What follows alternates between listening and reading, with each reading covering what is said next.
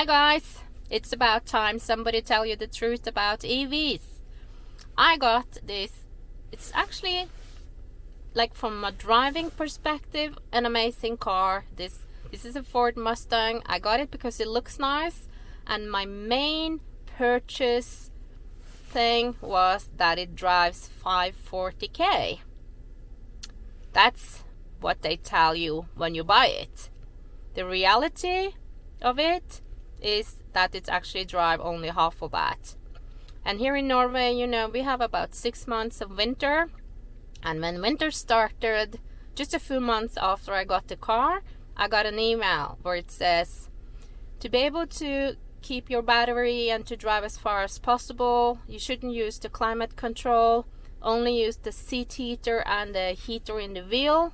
Well, I think it's wonderful that it's a heater in the wheel. But on Sunday, I was out ski kiting, coming back after being outdoors in sub-zero temperatures for 4 hours. I was freezing. Getting into the car and you can't use the climate control? Horrible. Sitting there with almost frostbites on my hand, fingers and toes, and it's cold.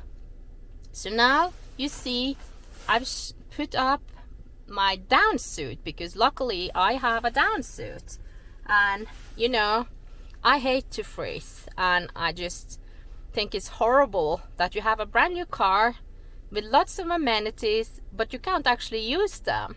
You need to have a $2,000 down suit to keep warm inside of your car.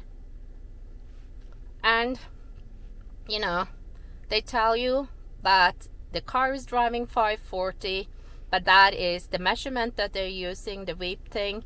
That is actually when it's 25 Celsius or 85 Fahrenheit.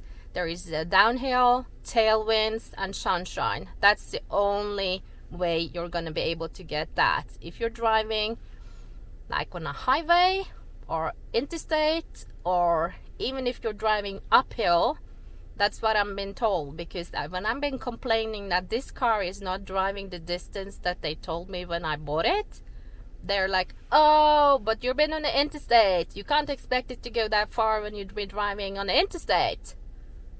And I was like, well, this is an American car. I lived in the US, and I know that on the interstates, well, it's 65, 75 miles an hour. The car should be able to go the distance. And they're like, oh, no, but it's an EV. And I asked the guy on the service desk at the car dealer, and I said to him, what do you mean EV? Shouldn't I expect it to go the distance? And he's like, no, it's not working like that. Seriously. And then uphill.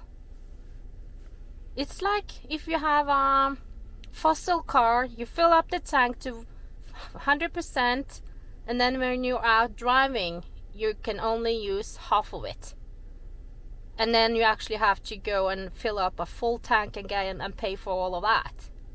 That's how it works having an EV. And if you want to drive far, like me, I wanted 540. That's why I got it. I can only drive half of that distance, and then I have to stop and charge it again. Not okay. So I think you guys should know, if you're considering an EV, it's a perfect alternative. Driving back and forth to the store, to your office, and picking up some kids here and there.